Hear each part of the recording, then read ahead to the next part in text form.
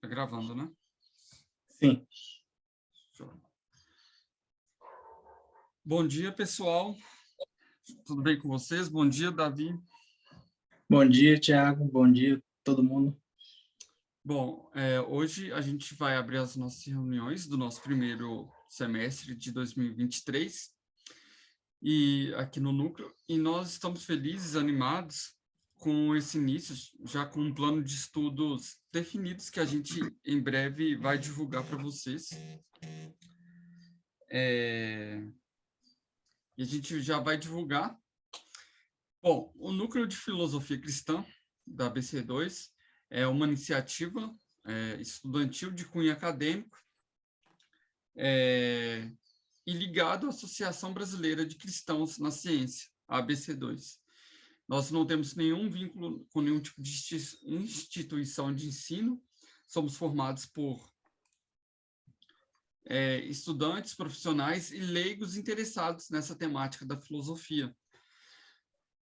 O Núcleo de Filosofia Cristã tem como missão promover e difundir e defender a filosofia cristã desde os seus primórdios até a nossa atualidade, fundamentado em um tripé formado por piedade, hospitalidade e intelectualidade com uma estrutura de reflexão cristã aplicadas às diversas temáticas, servido como uma ponte entre a igreja e a academia, e é algo que a gente sempre enfatiza, esta ponte que nós fazemos.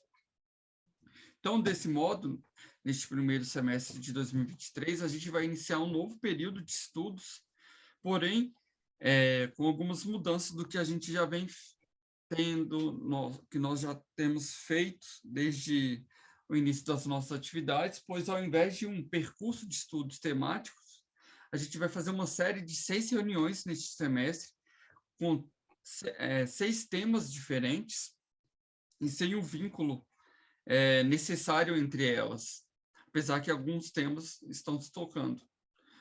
Hoje, então, nós vamos inaugurar este semestre com a reunião Filosofia e Fé Cristã, uma apresentação dos livros da série Filosofia e Fé Cristã, que vai ser apresentada pelo Davi, que é o professor e editor da série.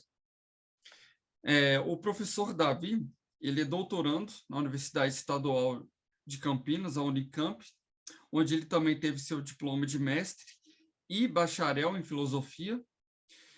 Além disso, ele é líder do projeto Resource on Philosophy and Theology em Brazilian Português, na Associação Brasileira de Cristãos na Ciência, a própria ABC2, além de outros trabalhos, como em temas de metafísica, filosofia da ciência, filosofia da linguagem e epistemologia de Aristóteles, comparados com alguns filósofos da tradição analítica. Sem mais delongas, acho que já é suficiente essa apresentação, e eu já dou a palavra para o Davi e deixo ele livre para ele apresentar da melhor forma como ele achar. Obrigado, Thiago. Falando desse jeito, até parece que eu sou alguma coisa, né? Mas eu sou professor só online mesmo, viu, gente? Não sou professor em nenhuma universidade, não. E é isso. Então, uma alegria estar aqui com vocês hoje. Eu estou vendo que nós estamos em poucas pessoas, 16 participantes. Então, eu estava querendo fazer algo mais aberto também para vocês participarem, para fazerem perguntas, tá? Então, fiquem à vontade, quem tiver alguma questão, alguma consideração. Mas, de início, eu vou pedir o Thiago para passar para mim aí o vídeo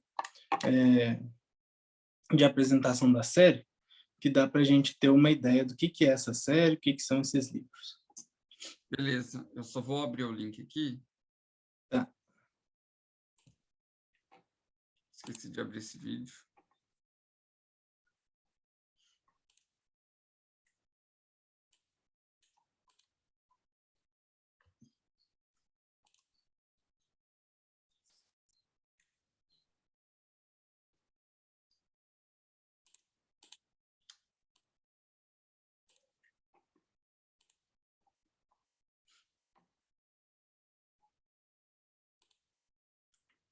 o meu computador, pessoal, ele não está funcionando.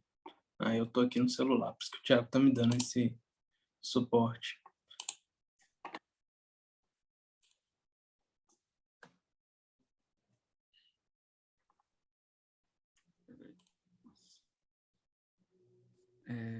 Série de filosofia cristã, share.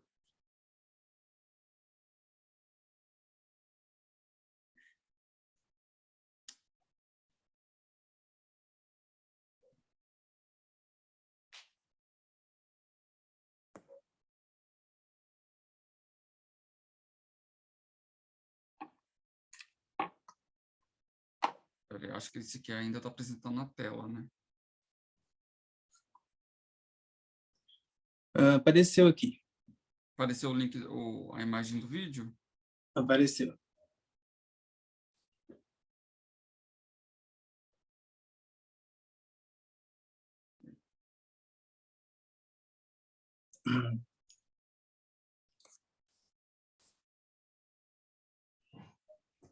O som aqui não vem do vídeo. O som não vem.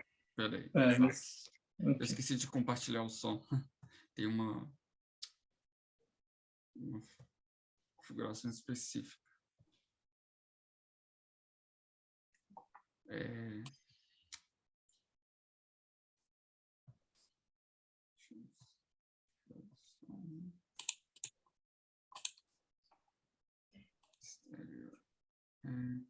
Tá. Eu vou enviar o link também lá no grupo, caso a transmissão seja um pouco ruim.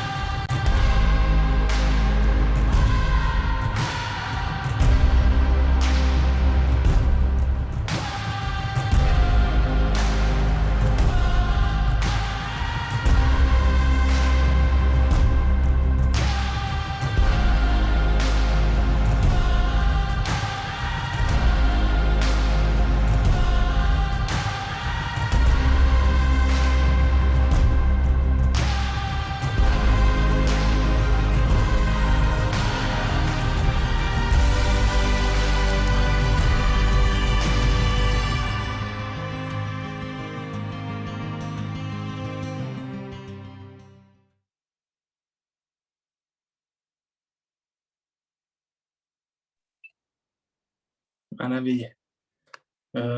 Bom, não sei se deu para todo mundo acompanhar aí, né, pelo vídeo, mas o Thiago vai mandar o link. Aí põe o slide agora, então, Thiago, por favor.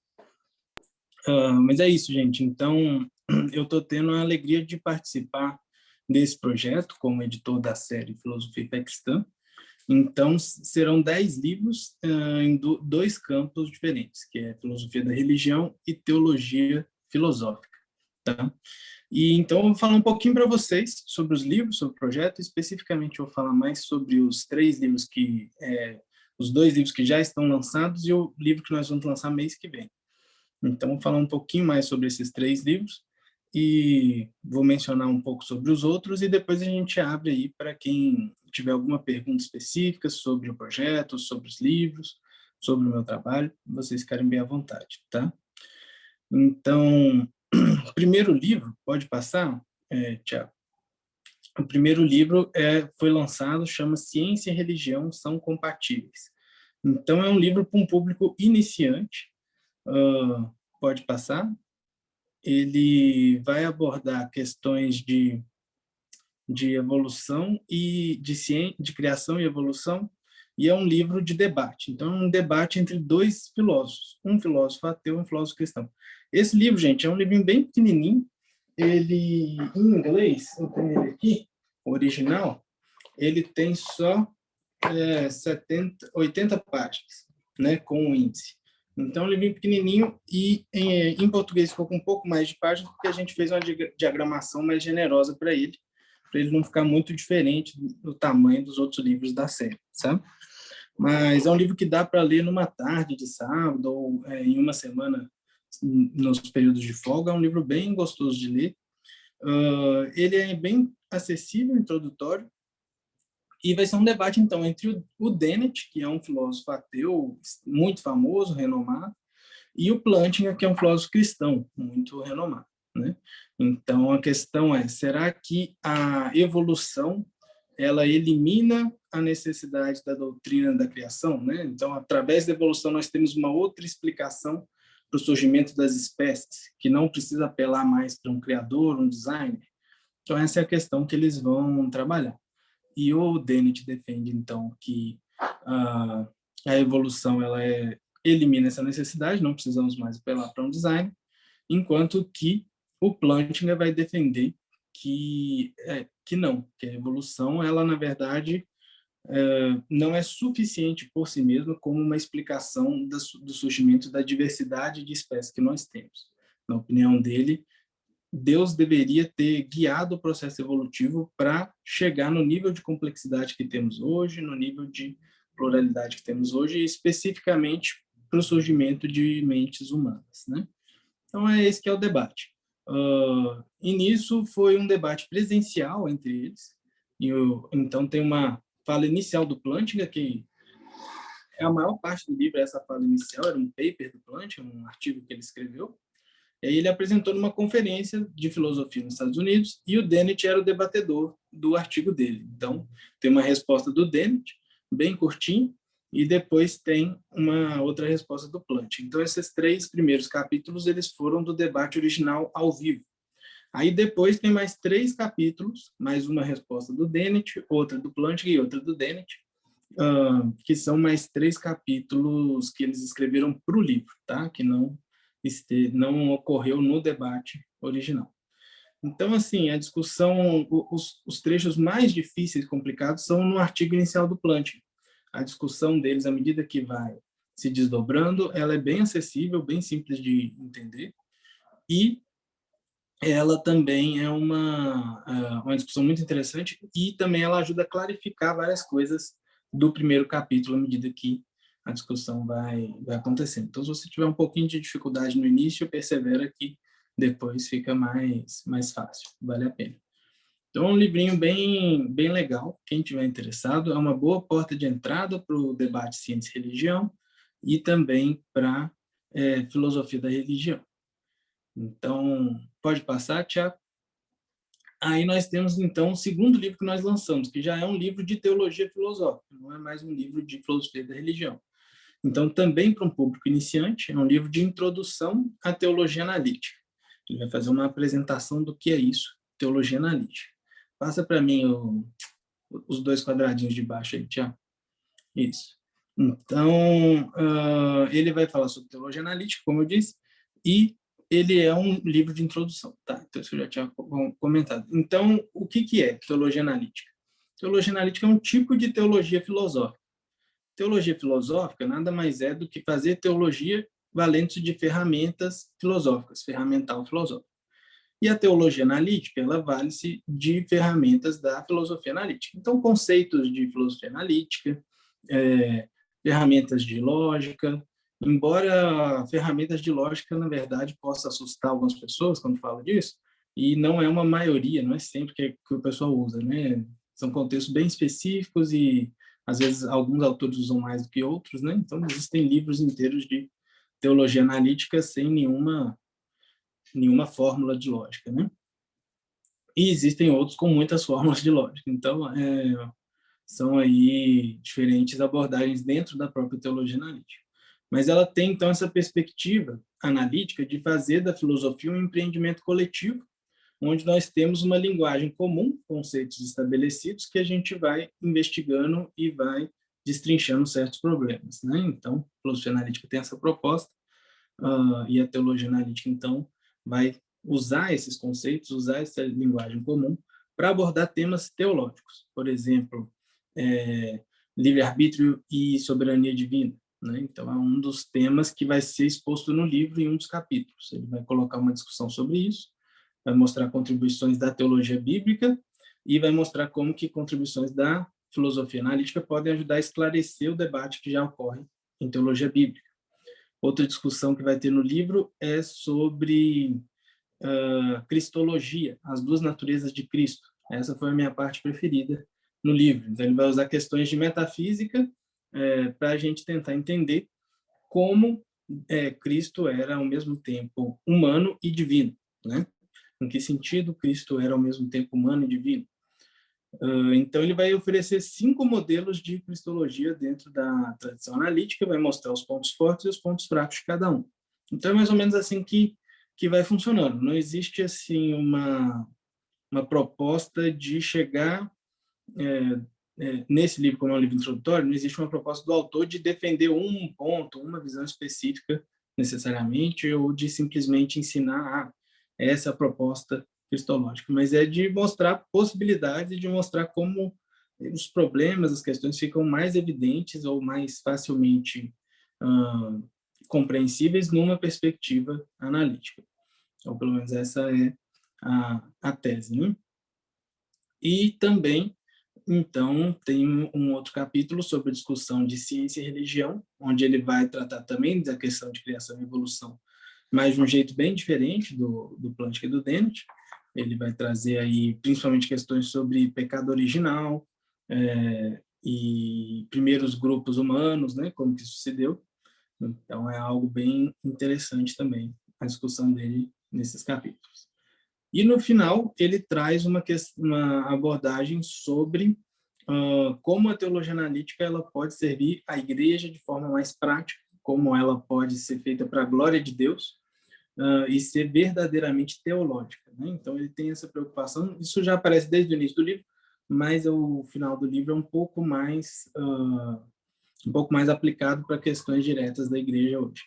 E então ele ao mesmo tempo que o livro ele é uma introdução, ele também é um chamado para os teólogos analíticos para irem numa certa direção. Então, ele tem um desejo de que os teólogos analíticos expandam suas fronteiras para incluir teologia pública, para incluir teologia política e questões dessa natureza. No primeiro capítulo, o que ele faz é uma apresentação do conceito de teologia analítica e uma defesa desse conceito.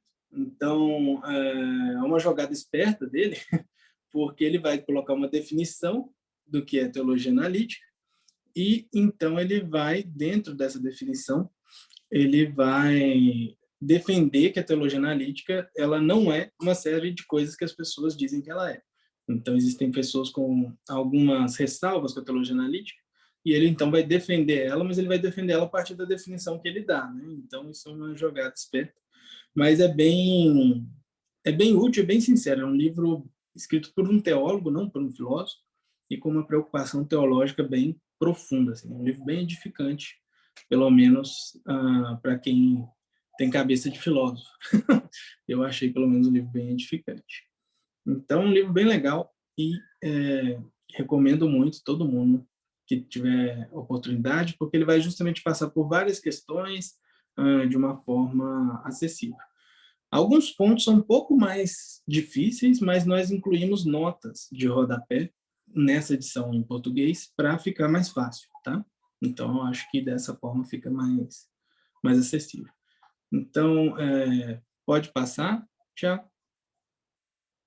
E o terceiro livro que nós vamos lançar agora, mês que vem, é esse, Discurso Divino, Reflexões Filosóficas sobre a Tese que Deus Fala. Faltou um filosóficas ali. Então, esse livro, ele já é um livro avançado, tá? Então, ele é para um público intermediário ou avançado, e o assunto é a linguagem de Deus, ou precisamente a fala de Deus, o discurso de Deus. E qual que é o gênero? Ele originalmente eram palestras que o Wolterstorff deu na Universidade de Oxford, e ele então robusteceu essas palestras e transformou elas num livro, um ensaio monográfico.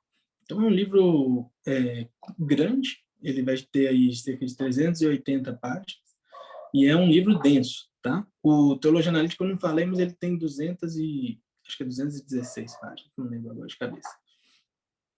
Mas o Discurso Divino, então, já é um livro maior, um livro denso, um livro difícil mesmo, mas é um livro muito compensador, assim, o esforço, né? Quem tiver a oportunidade de seguir, de estudar,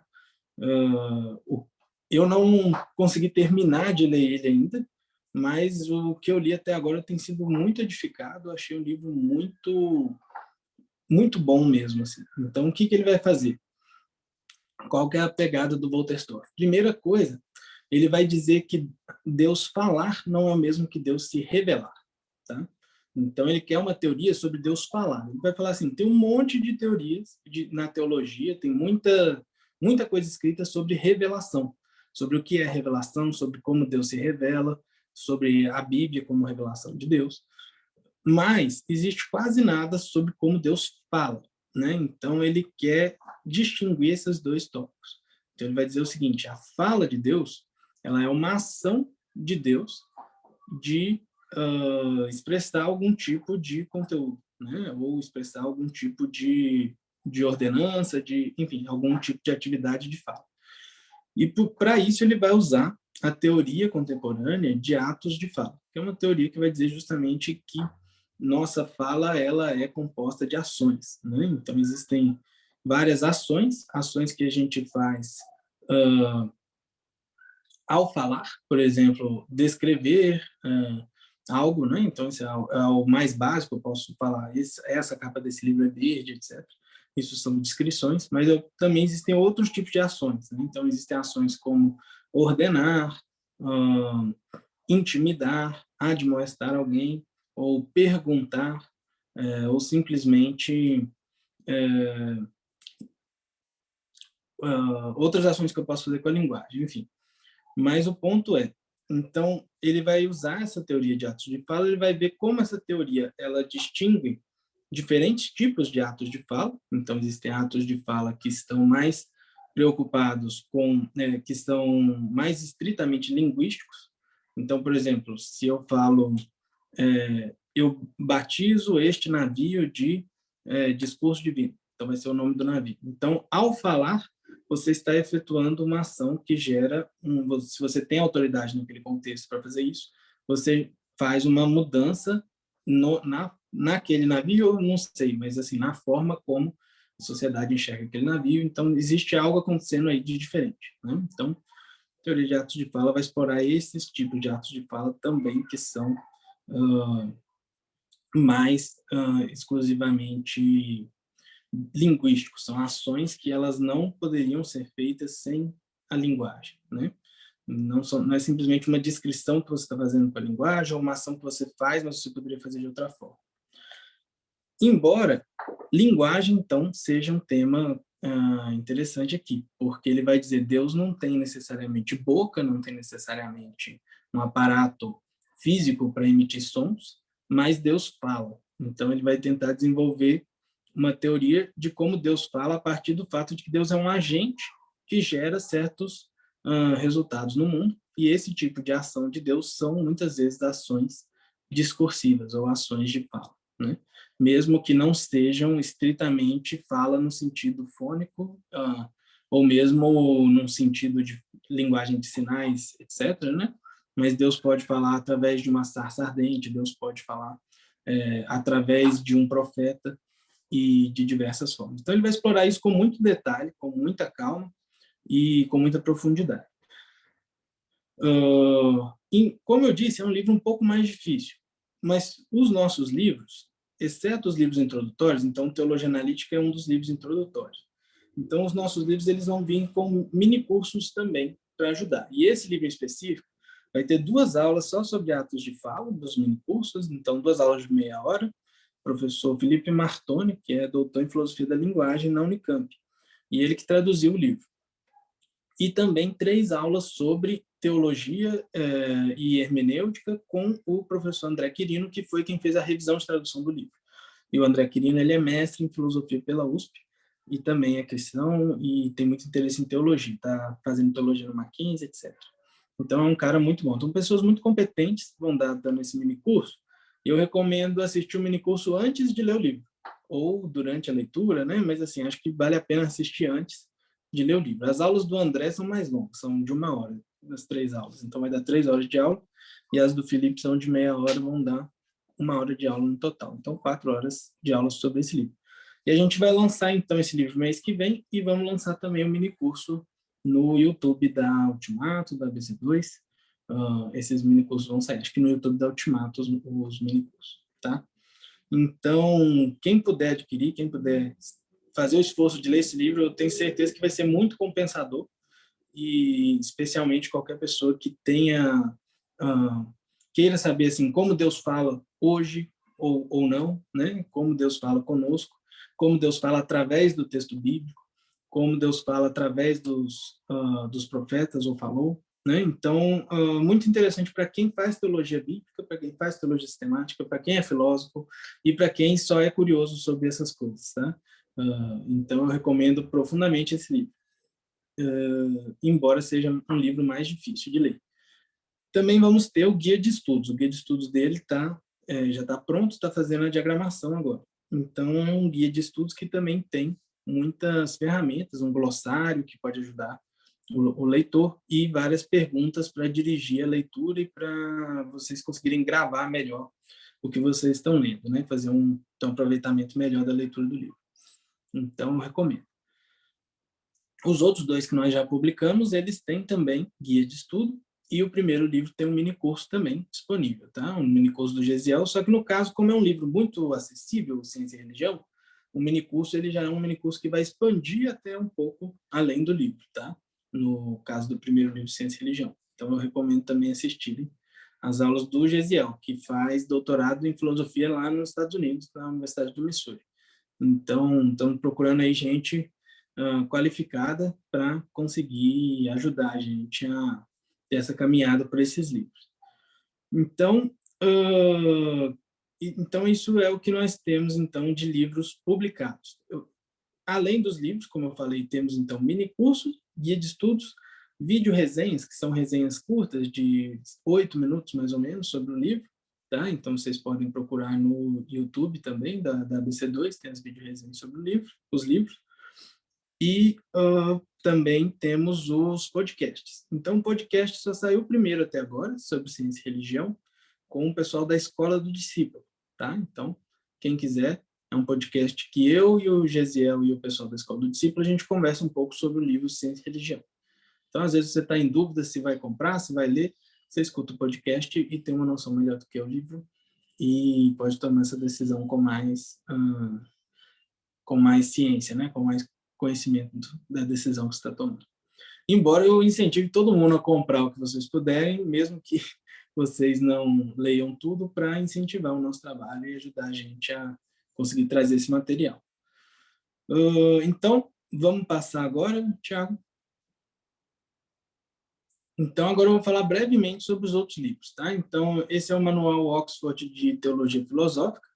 Nós ainda não temos a capa... Ah, tá. Eu acho que o Thiago tinha pulado esse livro daí. Tá.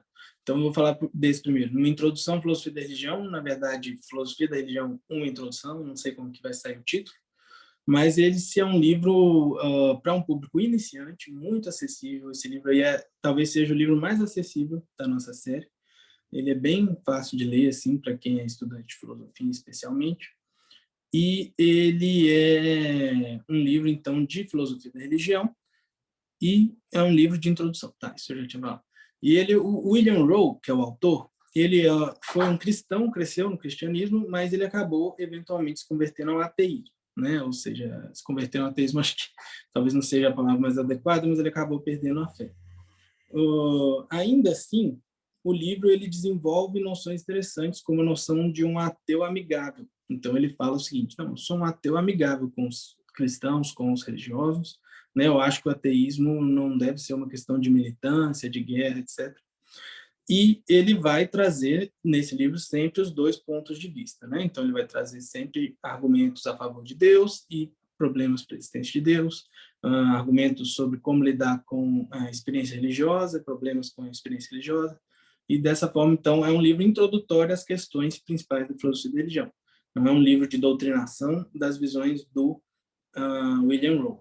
E é o livro padrão de introdução à filosofia da religião no mundo. Assim, é um livro mais usado como livro-texto em cursos de filosofia da religião nas universidades ao redor do mundo, especialmente as universidades com alinhamento à filosofia analítica, né? Então, por isso que esse livro acabou sendo selecionado, embora o autor, como eu disse, ele tenha essa problemática de ser um autor descrente. Mas é o livro-texto padrão, então, se a gente quiser conhecer o campo da filosofia da religião, o modo como ele é feito hoje, esse é o livro ideal. Nós traduzimos, se eu não me engano, é a 4ª edição, tá? Então, é uma edição de 2006. O livro ele é originalmente 1974, eu acho. A primeira edição, enfim, posso estar confundindo aqui, mas essa é a 4ª edição de 2006 que nós traduzimos e está em revisão. Pode passar, Tiago? Tiago? Isso, obrigado. Então, o Manual Oxford de Teologia Filosófica, então esse é um público, para quem que deve ter esse livro? Todo mundo tem que adquirir esse livro, tá? Ele é um livro de teologia filosófica, mas ele é um compêndio. O que isso quer dizer? Isso quer dizer que ele tem 26 capítulos, e cada capítulo é um artigo escrito por uma pessoa especialista em um assunto, e aquela pessoa vai, então, fazer uma apresentação ou uma introdução sobre aquele assunto, né? Então, ele vai cobrir bastante coisa, tá? Deixa eu ver se meu computador ele liga aqui, que aí eu falo para vocês o sumário desse livro, para vocês terem uma ideia. Mas ele vai cobrir, então, muitas áreas aí da filosofia, da teologia filosófica. Então, ele tem aqui a parte 1, que é sobre introdução a questões teológicas. Então, capítulo 1, Autoridade da Escritura, Tradição e a Igreja, um capítulo do Richard Swinburne, que é um dos maiores filósofos da religião do século XX, e está vivo ainda, mas já aposentado. Revelação e Inspiração, capítulo de Stephen Davis. Ciência e Religião, capítulo de Del Hart. Teologia e Mistério, do William Wainwright. E aí vem a parte 2, que são os atributos divinos. Então, um capítulo sobre simplicidade e aceidade, pelo Jeffrey Brower, que é um professor importante. Esses dias eu estava olhando onde que ele está e me disseram que ele estava na Baylor. Não, Purdue. Ele está na Universidade de Purdue, então é um professor muito bom também. Um capítulo aí que eu ainda quero ler. Onisciência, um capítulo do Eduardo Vieirinha, que é professor na Hungria. Eternidade Divina, um capítulo do William Lane Craig, que é mais conhecido no Brasil como apologeta.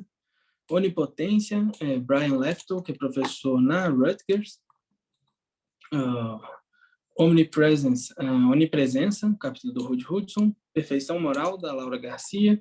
E aí depois parte 3, Deus e a Criação. Então vou ler só os títulos mesmo para não tomar muito tempo. Então, Ação Divina e Evolução, Providência Divina, Oração de Petição, Moralidade e Autoridade Divina, O Problema do Mal, Teodiceia, Teísmo Cético e o Problema do Mal. Então, essa é a parte 3, e a parte 4 é a Trindade, são, então, tópicos em teologia filosófica cristã, especificamente a parte 4. Então, um capítulo sobre a Trindade, um capítulo sobre pecado original e expiação, um capítulo sobre encarnação, a ressurreição do corpo, céu e inferno, a Eucaristia, né? A Eucaristia é Santa Ceia para nós, majoritariamente protestantes, acho que chamamos mais de Santa Ceia, né?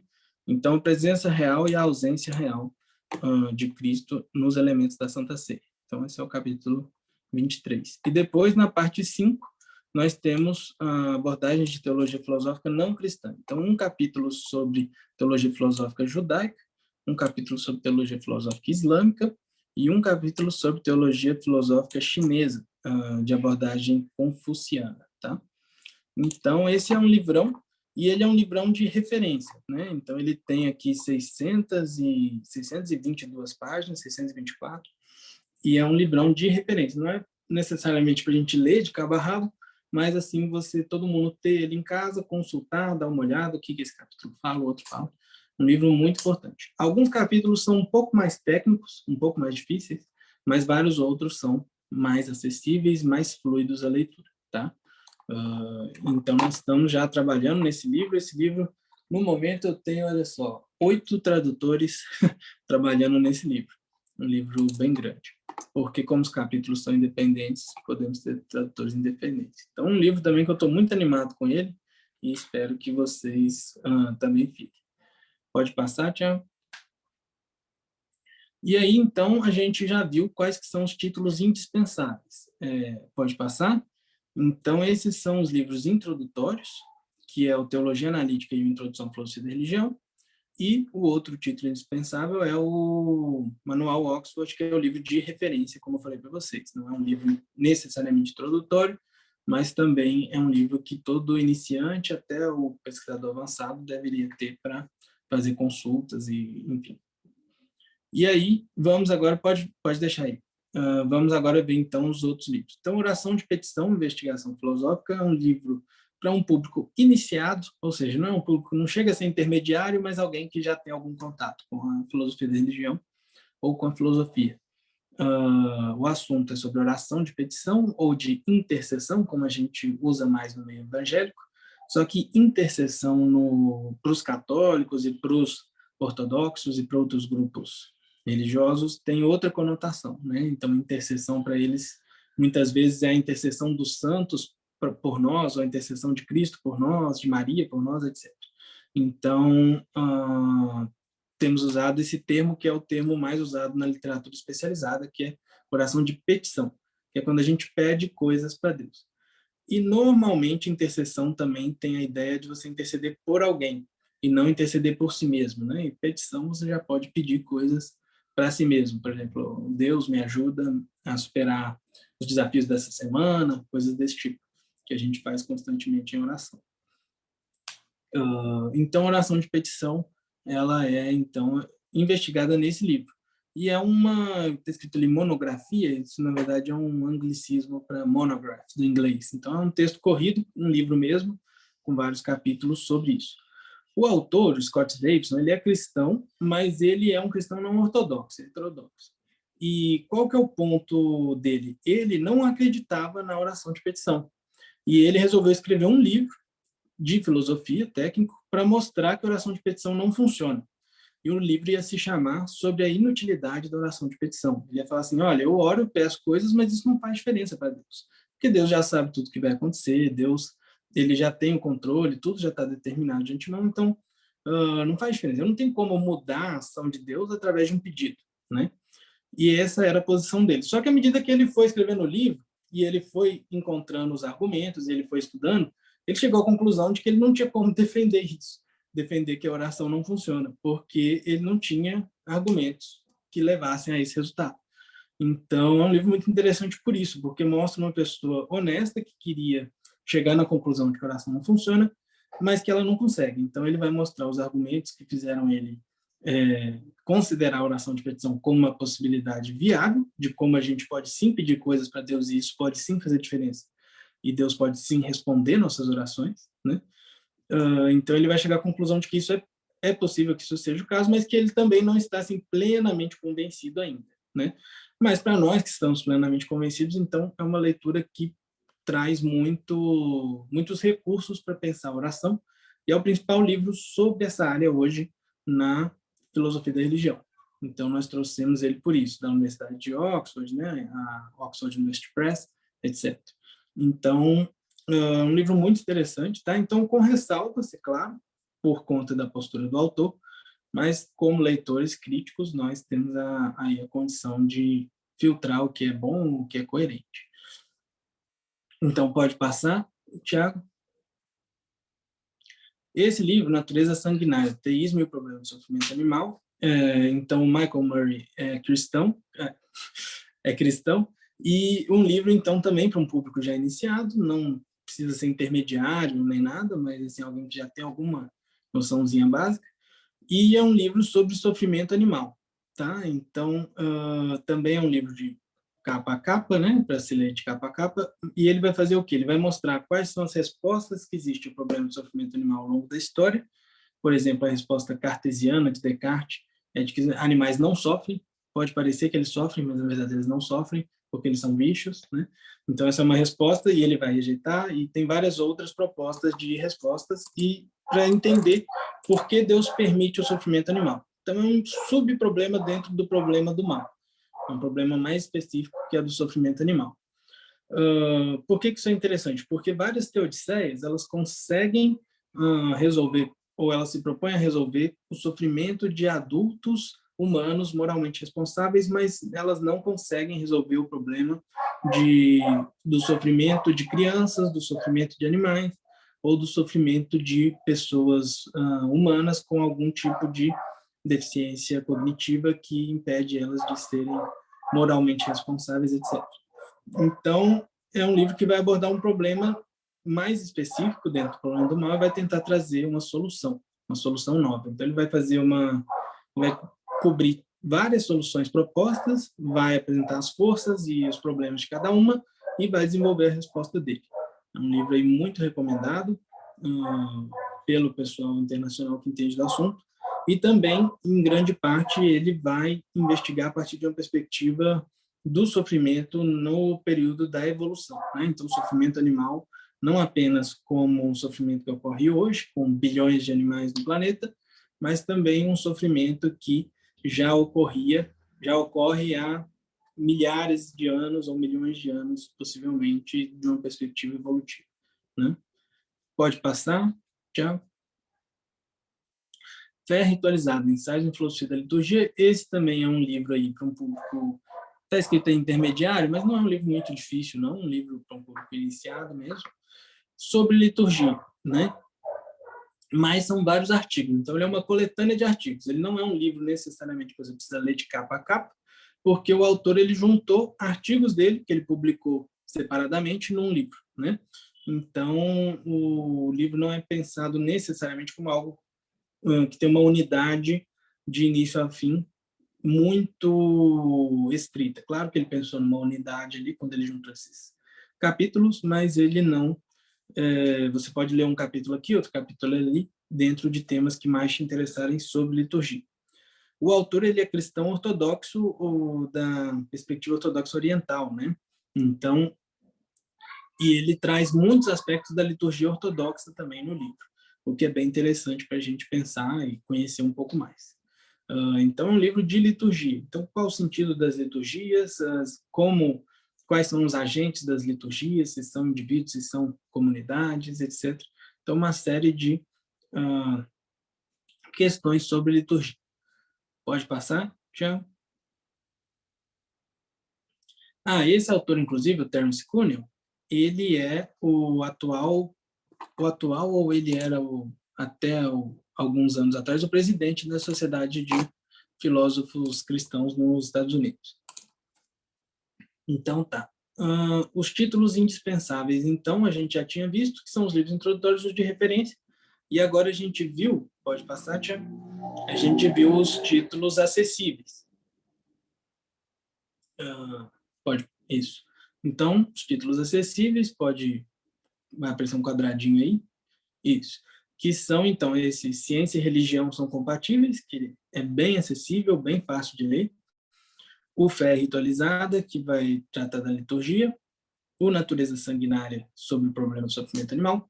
E o Livro de Oração de Petição. Esses são livros que eles não são muito avançados, não exigem um conhecimento profundo de filosofia ou um estudo muito detido, né? Embora, claro, para iniciantes seja sempre um desafio, mas é um desafio que vale a pena e que a gente precisa quebrar a cabeça com os livros e seguir em frente. Pode passar, Tiago? Então, os indispensáveis acessíveis, depois nós vamos ver também agora os livros um pouco mais desafiadores. Pode passar. Então, esse livro aqui, Pessoas, Humanas e Divinas, ele é um livro para um público já intermediário ou também avançado, e ele é sobre a natureza de pessoas, de seres humanos, especificamente. Quer dizer, não, de seres humanos especificamente não, mas pessoas humanas e divinas, ou humana e divina, então também inclui também as pessoas divinas. E o gênero é a coletânea de artigos. O que isso quer dizer? Isso quer dizer que são vários artigos e, nesse caso, de vários autores diferentes, tá? Então, tem alguns autores defendendo o idealismo, ou seja, que seres humanos não possuem corpo material, são só entidades espirituais, ou que pelo menos a identidade do ser humano é uma identidade espiritual e não material. Autores defendendo o dualismo, que afirma que nós temos tanto corpo quanto mente que não é corpórea, né? Uma mente que não é material, e autores defendendo o materialismo, todos de uma perspectiva cristã, acho que eu posso dizer isso, todos de uma perspectiva cristã. Existem alguns autores que na introdução eles falam assim, esse e esse não são necessariamente cristãos, mas de todo modo o que está se pensando aqui é num contexto de filosofia da religião teísta e majoritariamente cristã. Então, os autores cristãos também defendendo o materialismo, que é a visão de que nós não temos uma alma que não seja material, que nosso cérebro é tudo que a nossa alma é, né? Nossa alma, ela é parte da nossa constituição material. Então, esse vai ser então um debate aí entre diferentes filósofos cristãos sobre essas diferentes perspectivas. Tem também contribuintes nesse volume de nível muito alto calibre, como o Plantinga, o Swinburne, o Robert Adams, o Peter Van Inwagen, não sei pronunciar muito bem o nome dele, que é o editor, inclusive, junto com o Diane Zimmerman. Diane Zimmerman também é muito competente. Lynn Ruderbaker, que é uma mulher, uma filósofa também cristã muito competente, já falecida, né? Mas, enfim.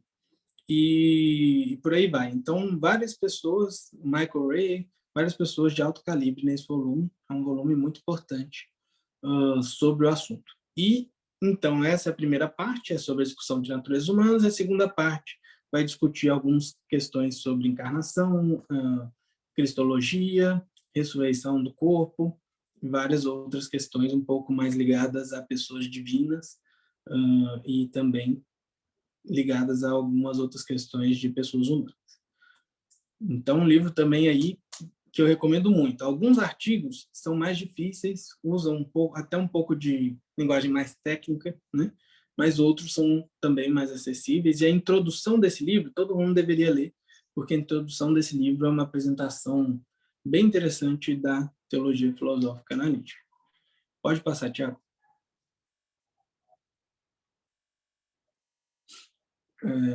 Pode passar. Passou. Esse daí ficou com o título errado, né? Então, Expiação, que é o título desse livro, não Pessoas. Então, é um livro sobre expiação, é um livro também intermediário / avançado, e o gênero dele é, então, de capa a capa. É um livro gigantesco, 560 páginas.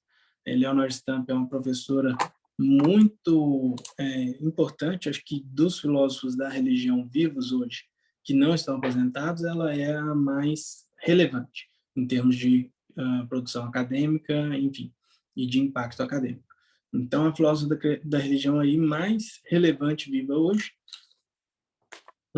e em atividade, e tem, então, vamos publicar então esse calhamaço dela sobre a expiação, tá? Então, um livro que está sendo já traduzido pelo André Quirino, lá da USP, um livro muito muito denso, envolve muitas discussões, e ela vai trazer questões de psicologia também, teoria da psicologia, para aplicar também no desenvolvimento de uma visão sobre a expiação, como entender a expiação de pecados, né?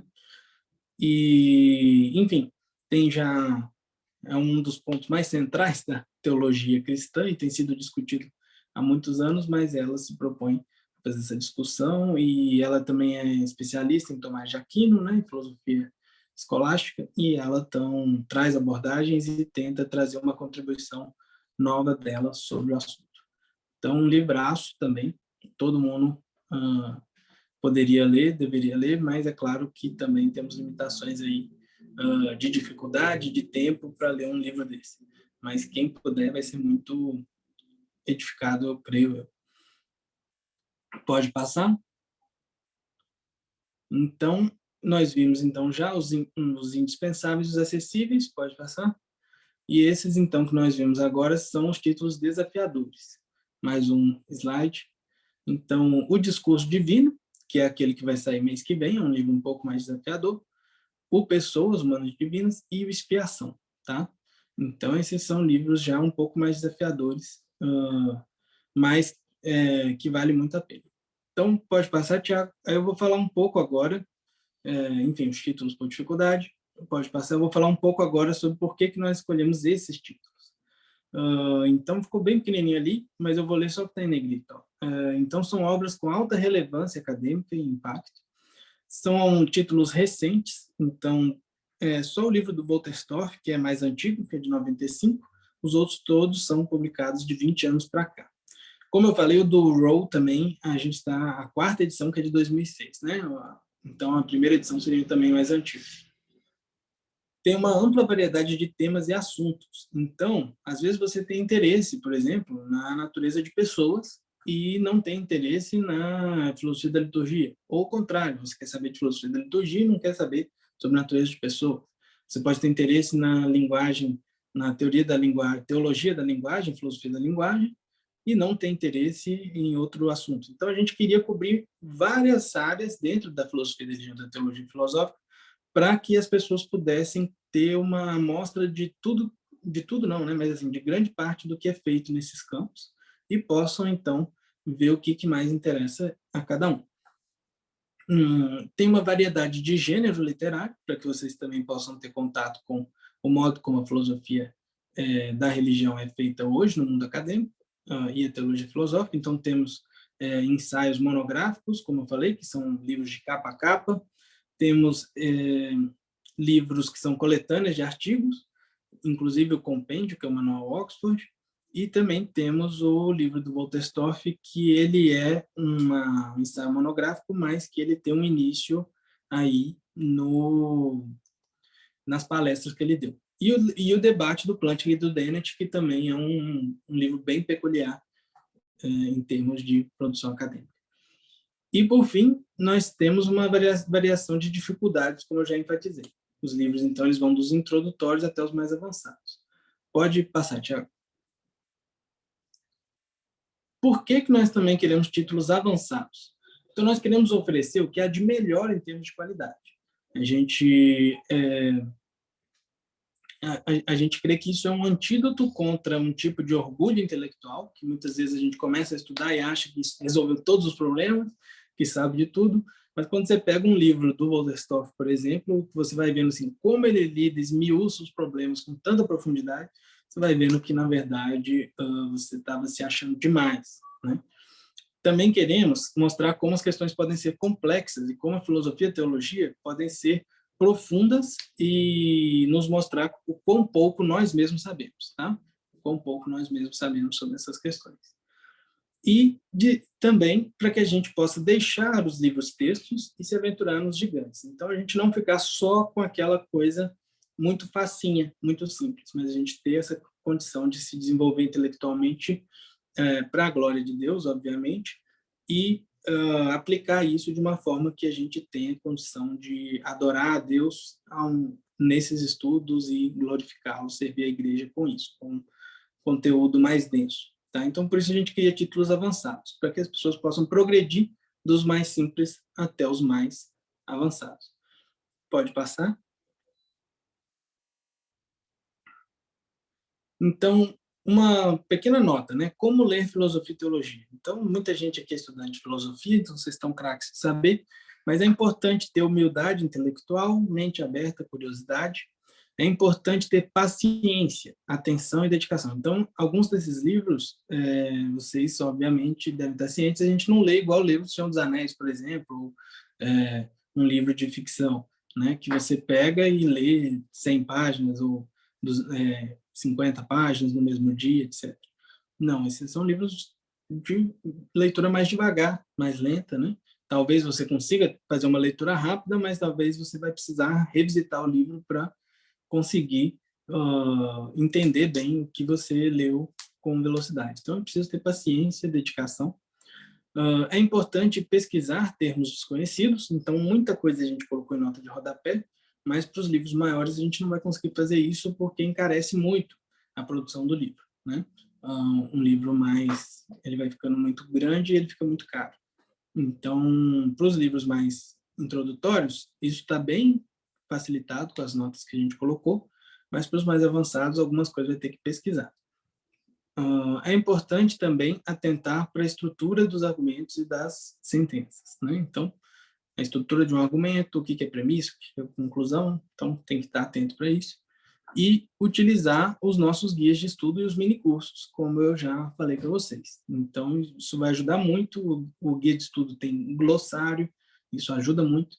E os minicursos vão ter explicações sobre, por exemplo, discurso divino, vai ter então tem 2 aulas só sobre filosofia da linguagem, apresentando o que é a filosofia da linguagem de atos de fala com o que o Walter Stauf está dialogando, né? Então você já ali assiste aquelas aulas, toma notas e tal, e você já toma ali um conhecimento para quando você for ler o livro, você conseguir fluir a leitura.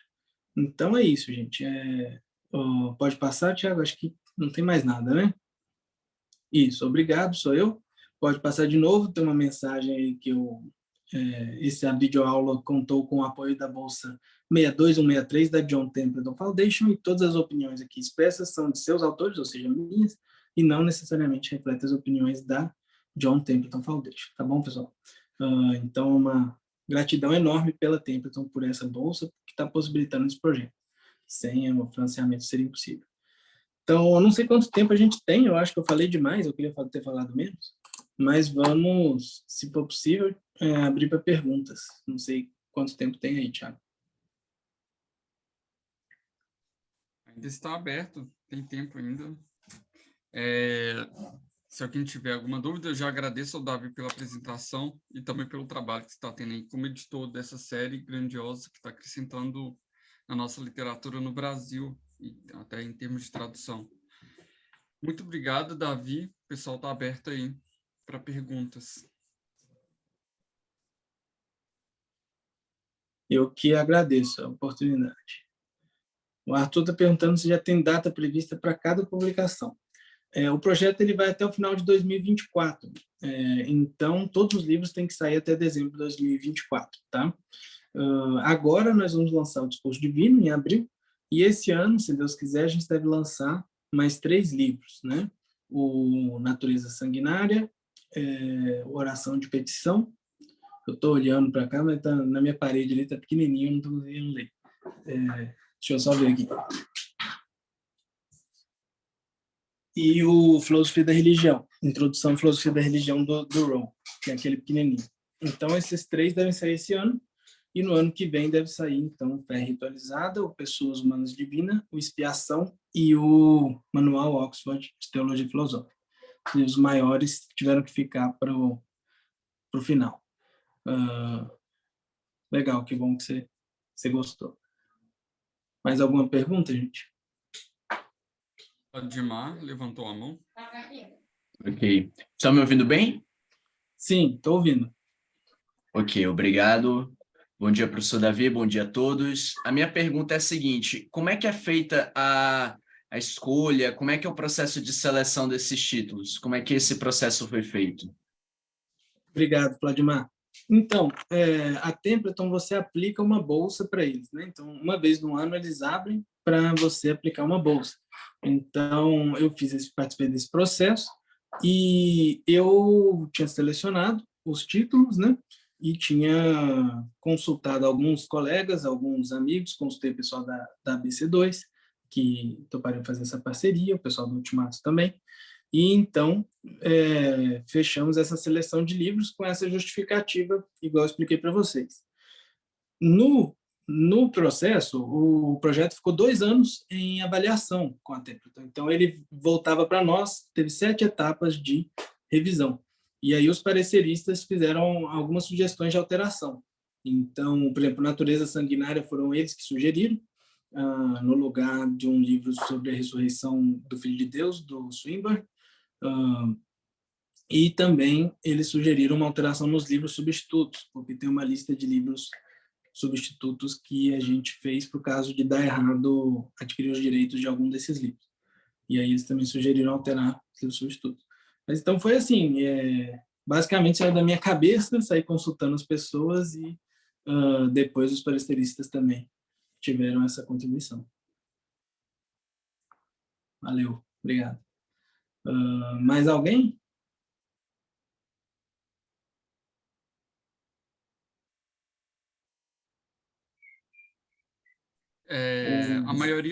A maior parte das obras, elas estão seguindo nessa direção da filosofia analítica, né? E da tradição analítica. Isso. Não, são todos os livros, talvez eu devesse ter deixado isso mais claro lá no começo. São a abordagem da filosofia da religião de tradição analítica e teologia filosófica analítica, teologia analítica, por assim dizer. Que é o dominante nas universidades inglesas hoje, né? Inglesas e americanas, né? De fala inglesa. E é o dominante, vamos dizer assim, em termos de impacto na filosofia acadêmica. Mas não simplesmente por isso, também porque é uma área que tem pouco no Brasil, né? Então, é algo que tem muito pouco e então a gente trouxe mais essa perspectiva. E a Templeton, ela não financia nada em história da filosofia, né? Então, se eu quisesse trazer um Kierkegaard, um Jonathan Edwards, alguma coisa assim, eles não financiam. Então, por isso também que os livros são 20 anos para cá, livros recentes, né? E são dessa tradição que é, em parte, a com que eu me identifico, em parte uma que tem pouca coisa no Brasil, e em parte uma que a Templeton também tem afinidade, né? Então, eles também têm bastante afinidade com a proposta analítica. Enfim. Entendi. Opa, Cleiton está aí. Valeu, Cleiton, pela presença. Dar continuidade à série, quando o último volume da atual foi lançado. Então, existe um desejo, né, de dar continuidade, existe um desejo, talvez de a gente conseguir lançar mais alguns livros, mas, por enquanto, não existe nada concreto sobre isso, né? Se orem por isso, quem puder, orem por isso e isso. Valeu, isso mesmo, Cleiton. E vamos ver se Deus confirma nessa direção e a gente tem a possibilidade de trazer mais títulos além desses.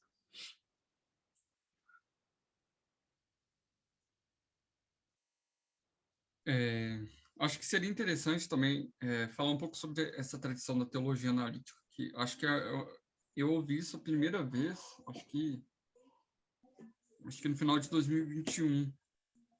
Certo. E como é que é essa tradição, a importância dessa tradição para a gente estudar e tal. E até mesmo pensar como o filósofo cristão pode contribuir no campo da teologia analítica, que não é bem, tá na nossa área e também não é porque é teologia, né? Sim. Legal. Então, como que eu até dei uma aula sobre isso no Semana do Conhecimento, da BC2. Então, até quem tiver interesse também depois, é uma aula de 1h30 sobre teologia analítica, o surgimento, a diferença de teologia analítica e filosofia da religião. Isso está no YouTube. Está gravado, está no YouTube, isso mesmo. Eu não consigo acessar o link aqui agora. Talvez eu consiga no computador mandar para o Thiago. Mas enfim, o que é? Né? Então, essa questão de teologia analítica é uma expressão que ela surgiu recentemente. Ela surgiu aí por volta de 2006, a expressão teologia analítica, para designar a teologia filosófica analítica. Né? Então, ela virou uma abreviação. A expressão teologia filosófica analítica é um pouco mais antiga, mas não era tão consolidada e não ficou tão famosa como a expressão teologia analítica que veio depois. Mas, basicamente, a partir da década de 1960... o Cleiton mandou o link aí, gente. Obrigado, Cleiton. A partir da década de 1960 ou algo assim, teve uma reviravolta na filosofia analítica, onde a filosofia da religião passou a ganhar espaço novamente dentro da tradição analítica, porque a tradição analítica ela era majoritariamente antirreligiosa, né, até então. Então, com o trabalho do Plantinga e de outros autores, tivemos aí, então, um ressurgimento da filosofia da religião no terreno analítico. E um ressurgimento, assim, muito forte, muita gente mesmo, assim, né? Então, eu estou trazendo alguns autores aqui para vocês, mas isso aqui é, tipo, sei lá, 0,5% ou menos, né? 0,05% do que tem de produção nessa área. Então, tem muita coisa.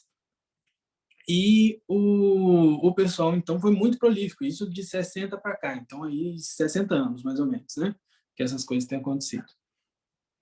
Então, eles começaram principalmente com filosofia da religião e com uma espécie de filosofia apologética, né? O Plantinga tem um tom muito apologético, de tentar mostrar a validade do conhecimento cristão, a validade da crença cristã. Inclusive, a principal obra dele está em português já, Crença Cristã Avalizada, é justamente a defesa de que a crença cristã possui o estatuto epistêmico avalizado. Então, ela é racional.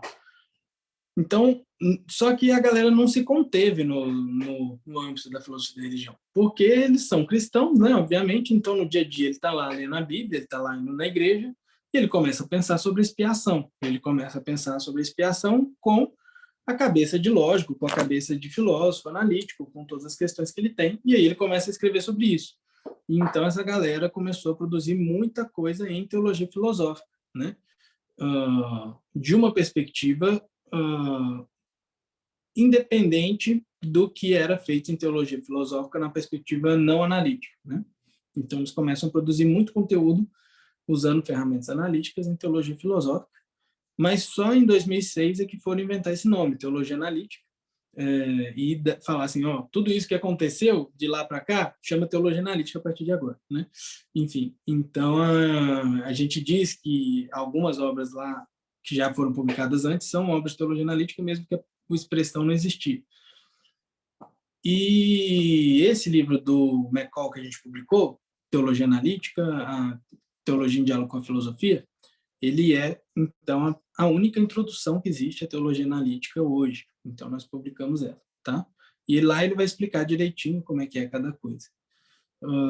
Mas a abordagem analítica ela é basicamente uma abordagem que ela preza pela clareza, pela precisão conceitual e por uma forma de lidar com o problema filosófico, com um estilo específico, que ela abrange um processo mais coletivo, tentando ser uma abordagem mais próxima das ciências naturais, de outros tipos de ciências, onde você publica um artigo, outra pessoa responde, etc.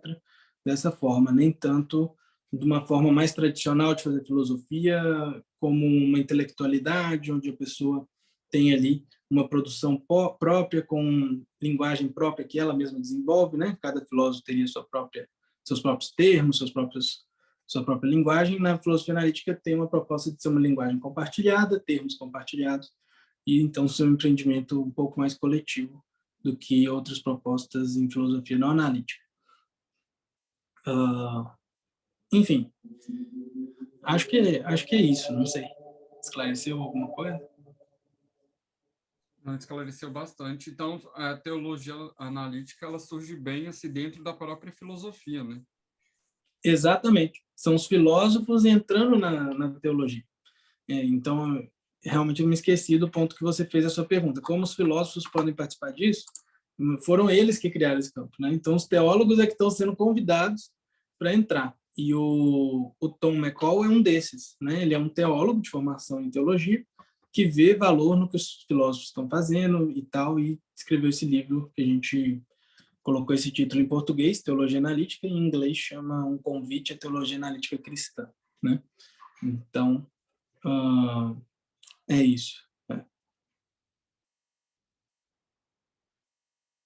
Então, Pedro, Davi, sabe se essa coleção será disponibilizada para doação às universidades federais, semelhante ao que aconteceu ano passado a partir do projeto ISSR, com a publicação Fé, Ciência e Cultura publicada por Thomas Nelson?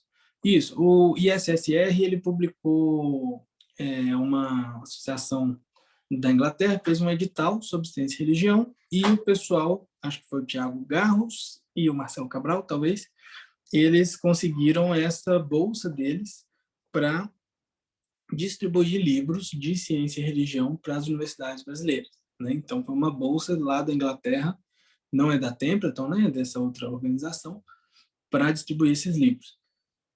E eles, então, pegaram da série Fé, Ciência e Cultura, da Thomas Nelson, da série Ciência e Fé Cristã, da Ultimato também, e outros livros que não são das duas séries, né? Livros publicados tanto pela BC2, como livros que não são da BC2 também estavam no grupo. Então, acho que eles estavam dando um pacote de 50 livros, eu acho, ou 30 livros sobre ciência e religião. Eu não me lembro mais. Mas um pacotão de livros e as universidades, então, elas aplicavam, se candidatavam a esse projeto do Tiago Garros e do Marcelo e conseguiam, então, esses livros.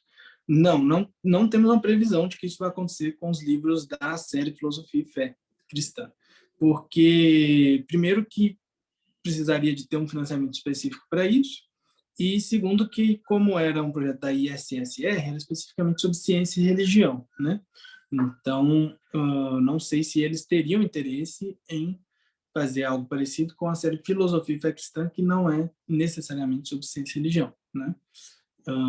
Mas, se tiver um outro projeto desse, talvez eles incluam alguns dos nossos livros, como o Ciência e Religião são compatíveis, né? Do Plântico do Dennett, poderia muito bem ser incluído. Mas, para dar a nossa série inteira e tal, etc., acho que não tem nenhuma perspectiva clara de que isso venha acontecer, não. Que é isso. Valeu você, Pedro.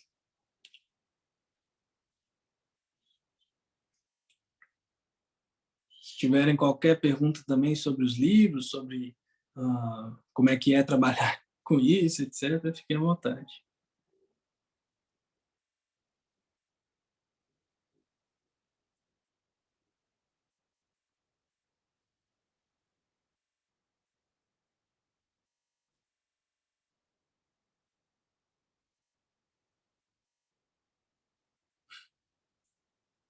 Deixa eu mostrar para vocês aqui, ó. Aqui é o meu escritório. Então, eu tenho esses post-its aqui, esses rosa aí, cada um é um livro, e os outros são os processos que estão em andamento nos livros. E para lá vão as minhas outras atividades. Ó. Nossa, Tá peraí, pegando. o que é cada post-it de livro é qual aí que você falou? O rosa, tá vendo um rosa ali? Tem no Tá. meio, tem um rosa? E os outros são de que cores? São de Tem que... amarelo, verde. Eu comprei mais agora eu tenho um azul também, vou começar a usar. Mas o que é isso, né? Isso é, por exemplo, o livro 43.00, que é o Manual Oxford de Teologia Filosófica. Aí eu tenho ali 8 post-its, que são os tradutores que estão traduzindo e o capítulo que cada um está traduzindo no momento. E em tá. cima eu tenho 7 post-its, ainda falta completar, com os capítulos que já foram traduzidos. Aí eu dou um tique. Aí tem Tá. os que estão sendo revisados. Cada processo do livro, cada processo de cada um, aí eu coloco ali, porque basicamente o meu trabalho é gerenciar isso tudo, além de eu mesmo também fazer a minha revisão e ler cada um dos livros, e, enfim. Entendi. O Pedro tá com a mão levantada? Muito trampo. Alguém Vocês mandou estão me uma ouvindo? mensagem. Oi? Estão me ouvindo? Tô ouvindo. Ah, tá. Enfim, esses dias, Davi, você postou, acho que no Stories, acho que era o livro do Walter Storff, que Sim. você tinha entendido um trecho de uma maneira, daí acho que o revisor apontou que não era exatamente aquilo. Você poderia explicar qual que foi essa dificuldade? Não, isso é o trabalho. Então, o livro ele passou pelo tradutor, que foi o Felipe Martoni, passou pelo revisor, que foi o André Quirino, aí ele volta para mim. Né? Passou, na verdade, antes de passar por mim, ele foi para a revisora, porque eu estava já com outro livro. Então, ele foi para a revisora textual. Passou pela revisão de texto para ver se tinha erro de português, essas coisas. E aí ele veio para mim. Então chegou para mim, e aí tinha, por exemplo, uma frase, uma situação específica que não estava muito claro, né? E aí que eu fui ver que o inglês era ambíguo e que provavelmente a escolha que o tradutor e o revisor de tradução tinham feito não era a melhor escolha. Eu acho que o outro sentido era a melhor escolha. Então eu fiz a minha proposta, perguntei para eles, olha, o que vocês acham e tal. Eles falaram, não, faz sentido isso aí que você está falando, e aí eu vou lá e faço essa alteração em uma frasezinha ali do livro, né? E aí, é claro, os caras, como você viu lá no Stories, mandam um monte de mensagem e tal, isso para uma frase dentro do livro. Então, é um trabalho extenso aí, mas tem sido muito gratificante, assim, pessoalmente, e espero que a gente consiga entregar livros de qualidade para vocês, que sejam legíveis, né? Não sejam um português macarrônico e que tenham uma tradução fidedigna e boa, né? Enfim. Ah, interessante. Eu fiquei muito interessado por essa obra que vai sair no mês que vem, que você comentou, né? Do Discurso Divino, do Wolfstorff. Justamente porque eu sou um pesquisador da filosofia de Paul Ricoeur, mais propriamente ali na área da hermenêutica, um pouco da epistemologia. Mas me chamou muita atenção de como que ele vai discutir com um autor continental, que Sim. eu não sei exatamente qual que é a obra que ele vai pegar, talvez seja Tempo e Narrativa, não sei, mas eu fiquei muito interessado porque há pouco diálogo aí nesse meio, né, da continental e analítica. E tratando-se de algo que é da nossa fé, particularmente, me interessa bastante, né, a respeito da revelação e tudo mais. Ah, que legal, cara, que bom. Exatamente. Então, ele vai justamente... o Tiago colocou aí, esse diálogo está aumentando, sim. Tem um diálogo maior entre analíticos continentais, mas esse negócio, ele é bem especial mesmo, porque o Wolterstorff, ele vai considerar o Ricoeur, tem um capítulo só sobre ele. Ah, meu francês não é bom não, viu, gente? Então, Ricoeur, eu falo assim mesmo. E o Derrida, né? Então, o outro capítulo sobre o Derrida. E o Wolterstorff é crítico, né? Ele vai ter uma abordagem crítica, ele vai tentar, então, se contrapor a eles no que eles falam. O André Quirino, que fez os vídeos, ele tem um alinhamento, que fez um minicurso, né, sobre essa parte, ele tem um alinhamento mais continental também. Então, no minicurso, ele já faz uma defesa também do Ricoeur e do Derrida contra o Wolterstorff, né? Então, vai ser bem interessante essa troca aí para nós, para vocês também, eu imagino. E legal, que legal que você tem interesse e com certeza vale a pena. Esse livro vai ser R$ 99,10 o valor dele, porque é um livro grande, né? 380 páginas. Talvez entre em promoção, mas de início R$ 99,10. Quem conseguir comprar com esse valor até ajuda a gente. Mas quem quiser esperar as promoções também, fique à vontade. Eu comentar porque eu creio que esse diálogo entre filosofia continental e analíticos está aumentando. É claro, teve toda aquela treta, igual aquela treta lá do Heidegger e do Carnap, sobre essa questão dos analíticos questionarem os continentais sobre a falta de clareza e tal, e aí a filosofia virar tipo uma espécie de poesia. Enfim, mas eu acho que esse diálogo está aumentando e muitos analíticos também, acho que até o próprio Wittgenstein, ele não ficava restrito à leitura da filosofia analítica. Então, eu acho que esse diálogo hoje está muito maior, igual, por exemplo, o meu professor, o Mauro Engelmann, que é da tradição analítica da filosofia contemporânea lá na UFMG, vai estar fazendo outra disciplina dele sobre Dostoiévski, uma coisa assim, está fugindo da tradição analítica. Então, eu acho que essa rixa está diminuindo hoje, né? Legal. Na verdade, assim, a filosofia analítica mudou muito, né? Do início dela até hoje. Por exemplo, essa característica antirreligiosa já não é mais algo né, homogêneo na filosofia analítica, claro, existem alguns grupos ainda, mas não é homogêneo.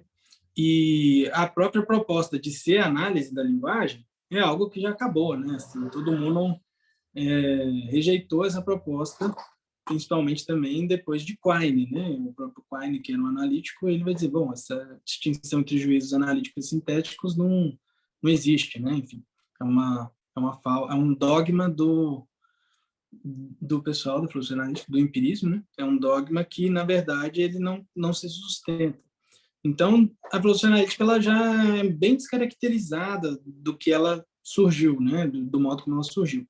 Mas ela continua com essa proposta um pouco mais um modelo e um estilo acadêmico similar a outras ciências, etc. Né? Eu estive em São Paulo recentemente e eu encontrei com o André, né? E o André, como eu falei para vocês, ele é continental, mas ele muito interessante porque ele se forçou a fazer iniciação científica na analítica, na lógica, inclusive. Ele fez iniciação científica na lógica e o mestrado também ele fez na área analítica. E o doutorado ele pretende fazer em algo mais continental. Mas então nós tivemos aí bastante conversa e tal, e realmente a gente não consegue a cabeça de um encaixar a visão com a do outro, né? É bem interessante isso, assim, as perspectivas que a gente tem e tal. André Quirino, ele está perguntando aqui o sobrenome, né? Então, ele me levou até assim, mostrou uma obra de arte, falou, a filosofia continental é como uma obra de arte, tá? Os analíticos são preguiçosos, vocês não querem ter trabalho para ler o texto como uma obra de arte, para ter o trabalho de esmiuçar o texto daquela forma. Isso, André Gomes Quirino, ele mesmo. Então assim, e os analíticos justamente, eles falam isso, não, a filosofia continental não tem clareza, ninguém sabe o que eles querem dizer e tal. Então, mas é isso, o André é muito bom, exatamente, como o Cleiton está colocando aí. Ele é aí talvez um dos melhores filósofos cristãos do Brasil hoje. Enfim, então a gente vai indo, tem tentado as propostas de diálogo, mas realmente o modo de fazer é bem diferente, né, muitas vezes. Mas dá para caminhar junto, com certeza, né? Ô, Davi, você me escuta? Estou escutando, Cleiton. Eu acho que talvez algumas formas de teologia continental hoje possibilitem de forma mais clara esse diálogo com a tradição analítica, né? Nós temos muitos teólogos continentais, né, de uma tradição mais continental, de uma perspectiva filosófica, que talvez possibilitem um diálogo mais efetivo do que nós teríamos, sei lá, há 60 anos, 40 anos, alguma coisa assim. Sim, sim. Existem analíticos mais continentais hoje e continentais mais analíticos, né? Então, exatamente. E existem pessoas que transitam entre as duas áreas muito isso. facilmente, né?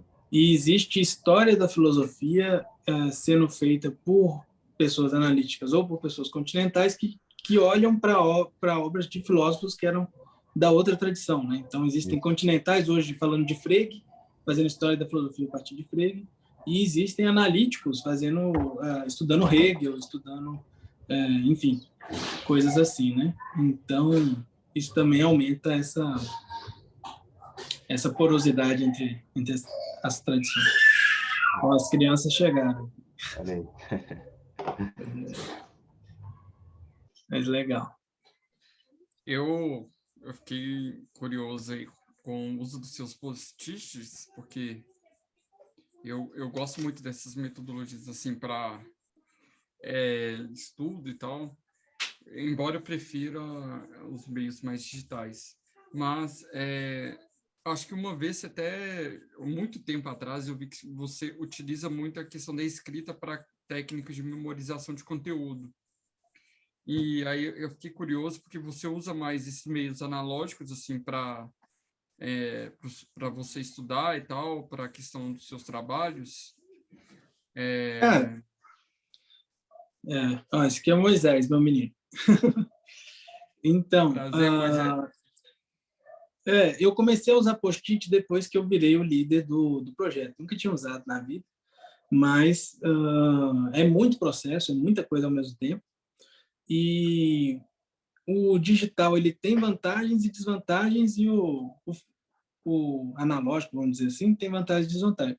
Eu acabei me adaptando melhor com os post-its para fazer, eu faço o Kanban ali, então, a fazer, fazendo, feito, né? Essas coisas. E também essa questão aqui, isso daqui tem pouco tempo que eu coloquei cada livro para eu ter uma noção do que está acontecendo. Porque às vezes alguém vinha e me falava assim, eu tô atrasado, eu nem lembrava que o cara tinha que me entregar alguma coisa naquela semana, né? Então, aqui fica tudo para mim aqui acessível e eu tenho gostado de fazer dessa forma. Mas a graduação inteira eu usei computador. Sempre no computador, ia com o computador para a sala de aula, anotava tudo que o professor falava, até as piadas eu anotava. E, enfim, então eu era o cara que tinha as notas que todo mundo usava depois, né, para a prova e tal. Porque eu anotava realmente tudo que o professor falava, assim, para não perder conteúdo. Então, sempre usei computador e papel é mais para algumas coisas. Pode ir lá. Entendi. Eu comprei alguns post-its também, até aqueles marcadores. Tipo isso aqui. Peraí, cadê? Esse trem assim, para colocar livro e tal. Mas eu tenho mais dificuldade assim, com esses... Pequenininho, né? Assim. Com esses papéis assim. Eu tenho, sim.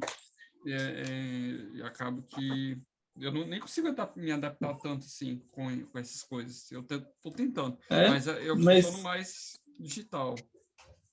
Mas isso daí vai de você mesmo. Então, por exemplo, dependendo de onde eu estou, às vezes o acesso à internet fica mais complicado, às vezes aqui falta luz ou algo assim, né? Então, depender do digital, às vezes é uma limitação. Mas se você ir em Belo Horizonte, tal, etc., do seu contexto, você já está mais acostumado, vai no que funciona para você, entendeu? Cada um tem um modo, né?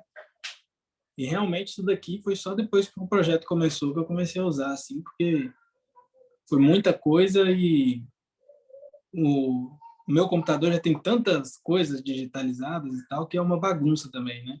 Tudo lá dentro. Então, enfim. Eu uso o Obsidian para ter as coisas mais organizadas. Eu comecei com o Obsidian também, mas não fui para frente, não. Porque eu estava usando mais para produção de artigos, estudo, e acabou que eu estou tendo pouco tempo para isso. Tá, entendi. Ele é mais eficiente para isso mesmo. Ele é mais limitado, mas o bom dele é por ele ser mais limitado, ele é mais focado, né? Não é igual o Notion, que é uma coisa aberta pra caramba. Sim, legal. Mas legal, acho que se ninguém tiver mais nenhuma pergunta, acho que é isso, Thiago.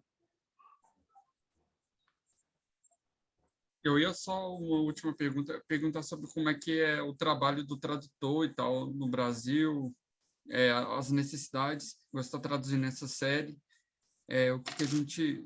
E até essa importância do trabalho de traduzir obras estrangeiras que ainda não tem e tal, como é que é isso no Brasil, qual é o valor também, e também as dificuldades. Tá. Então, na filosofia no Brasil, a gente tem muita coisa sobre tradução, né? Então, como nós temos uma tradição forte em história da filosofia, em estruturalismo, então a gente tem uma competência muito grande em questões de tradução, coisas assim. Só que a gente entende, às vezes, por exemplo, outro dia eu estava falando com o Eliabe falou assim, às vezes eu tinha vontade de traduzir as Institutas do Calvino, mas seria um projeto aí de 10, 15 anos e tal. Então, a gente pensa assim, né, muitas vezes dentro da filosofia. O meu orientador está traduzindo Segundos Analíticos há muito tempo. Ele já tem uma versão disponível, né, Segundos Analíticos de Aristóteles, mas ele está sempre retrabalhando para deixar o texto final, um texto completo, tradução, introdução e notas e tal, aquela coisa toda. Isso só é possível se você for financiado pelo Estado, né? Porque você vai entregar um livro depois de 10 anos, por exemplo, né? Se você não for financiado pelo Estado ou por uma instituição de pesquisa que possibilite isso, isso é impossível, né? no meio editorial, não funciona assim. No meio editorial, então, a pessoa tem que traduzir aí, vamos dizer, 200 páginas por mês ou mais, né? Se ela for um tradutor profissional. Se ela é um filósofo que está participando do meu projeto, às vezes eu dou um ritmo menor porque ele tem outras cargas, né? Outras demandas.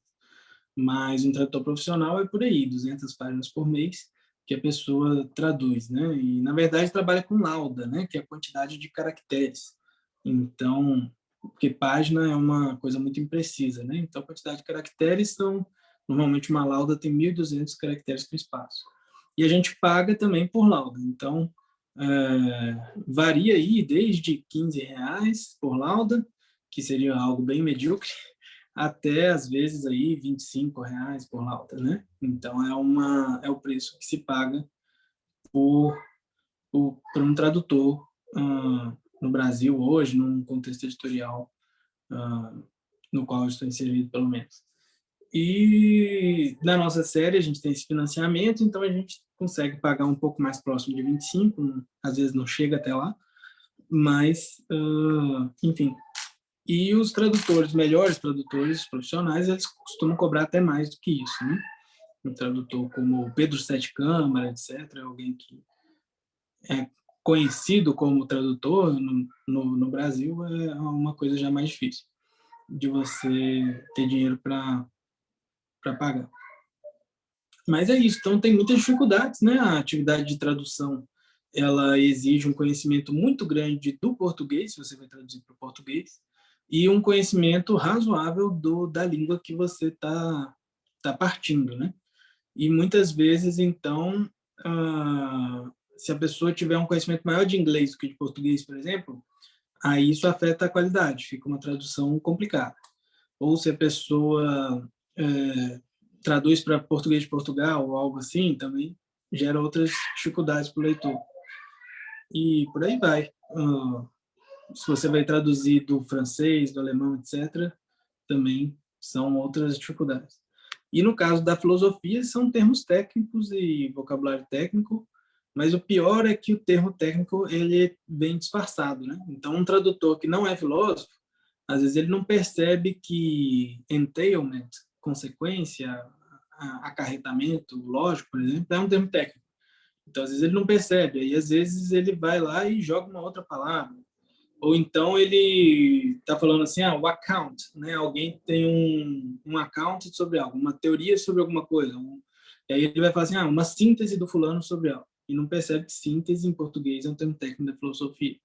Então, são coisas que o know-how do filósofo ajuda a superar. No projeto que a gente faz, a gente tem um revisor técnico para suprir essa lacuna. Então, se o tradutor não é filósofo, ele vai ter um filósofo lendo a tradução e comparando com o original para perceber esses desvios.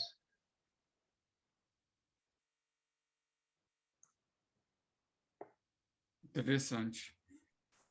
Alguém vai comentar? Acho que deu para fechar, concluir.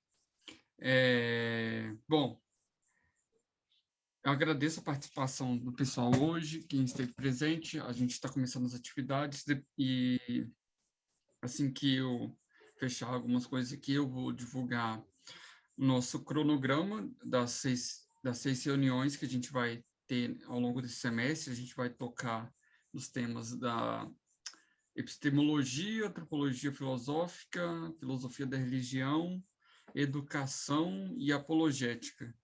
São os temas que a gente vai trabalhar em reuniões diferentes, e vai ser aos sábados. A maioria vai ser nesse mesmo horário, 10 horas da manhã, mas algumas vão ser 1h da tarde, por causa dos próprios palestrantes, que não vão poder ser no horário da manhã. Enfim, mas eu já vou divulgar.